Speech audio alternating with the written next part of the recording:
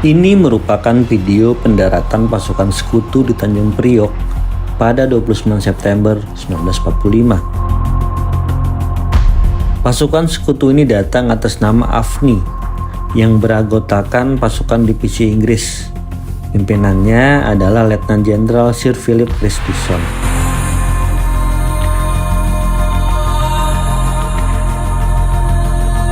Pasukan AFNI bertugas mengamankan wilayah Indonesia, yaitu Pulau Jawa dan Sumatera. Sementara wilayah Indonesia lainnya diserahkan tugasnya kepada Angkatan Perang Australia. Pasukan AFNI terdiri dari 3 divisi, yaitu Divisi India ke-23 di bawah pimpinan Mayor Jenderal D.C. Hawthorne yang bertugas untuk daerah Jawa Barat. Divisi India ke-5 di bawah pimpinan Mayor Jenderal E.C. Marsek yang bertugas untuk daerah Jawa Timur. Divisi India ke-26 di bawah pimpinan Mayor Jenderal H.M. Chambers yang bertugas untuk daerah Sumatera.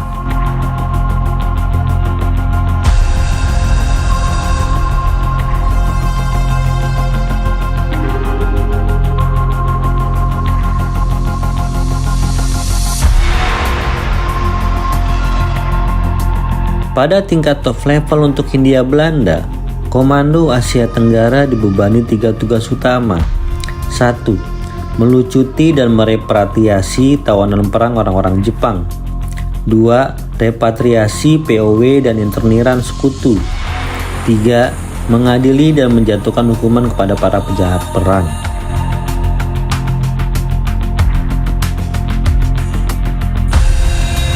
Awalnya, kedatangan AFNI disambut baik oleh bangsa Indonesia.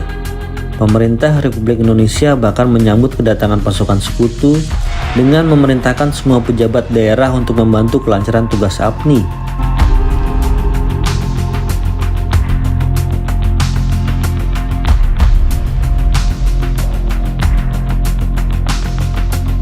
Sikap ini kemudian berubah ketika diketahui bahwa pasukan AFNI dibonceng nikah.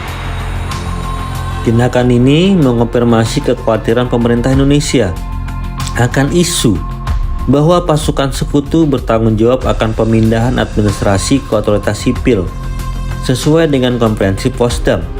Dan naasnya, otoritas sipil yang dimaksud dalam kesepakatan ini adalah pemerintahan Hindia Belanda seperti sebelum diambil alih Jepang, yang dalam hal ini adalah nikah.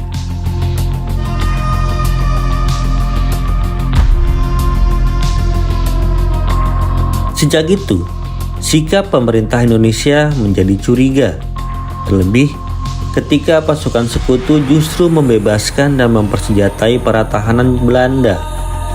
Pasukan sekutu juga berupaya melucuti dan membubarkan pasukan Tentara Keamanan Rakyat.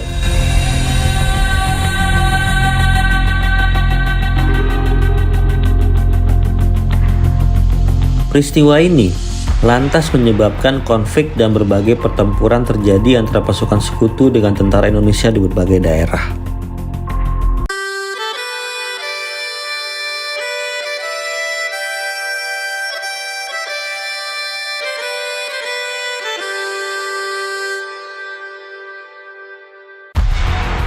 Dalam Perang Dunia II, wilayah Hindia Belanda, kecuali Sumatera, merupakan tanggung jawab Komando Pasifik di bawah Amerika.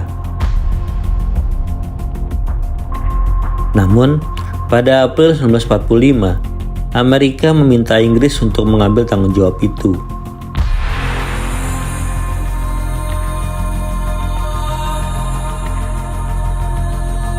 Transfer itu didasari oleh strategi besar Amerika yang lebih berfokus pada tugas melakukan pukulan terakhir kepada Jepang, sehingga Hindia Belanda dianggap beban yang harus dilepas.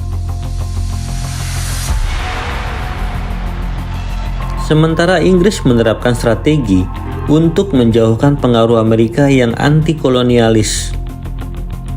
Selain itu, Inggris juga merasa memiliki kewajiban moral untuk mendukung Belanda yang menjadi sekutunya dalam perang.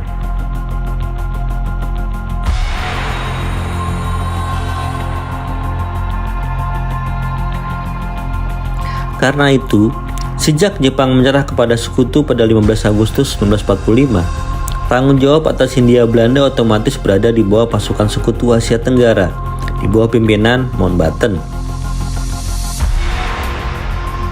Mountbatten sejak semula keberatan dengan limpahan tanggung jawab dari Amerika ke Inggris.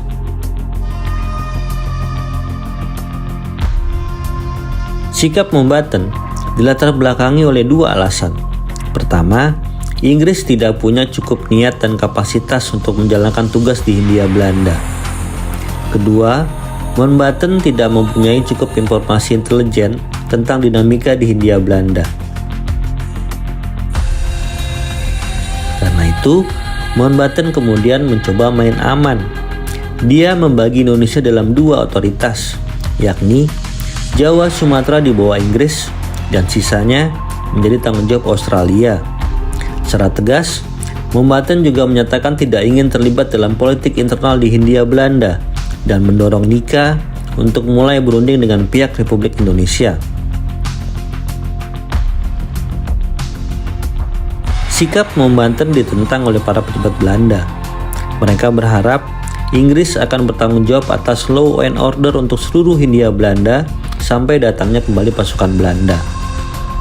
Akibat tekanan dari Kepala Staf Inggris, pada 10-11 Oktober diadakan pertemuan di Singapura yang dihadiri oleh Mountbatten, Christison, Van Mook, dan Van der Vlas untuk mencari kesepakatan antara Inggris dan Belanda tentang bagaimana menghadapi Republik Indonesia.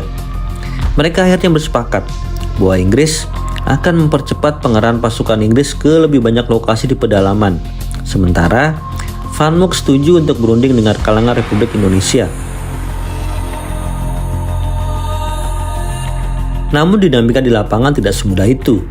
Hingga akhir 1945, terdapat perbedaan pandangan antara pejabat Inggris di London, Mountbatten, dan APNI di Indonesia terkait eksistensi Republik Indonesia dan relasi antara Inggris dan Belanda.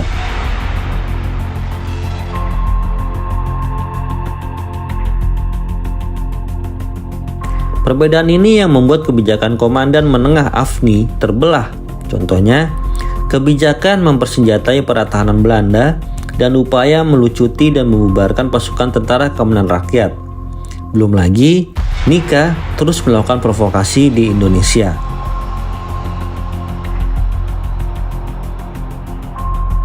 Alhasil, muncullah konflik dan berbagai pertempuran terjadi antara pasukan sekutu dengan tentara Indonesia di berbagai daerah.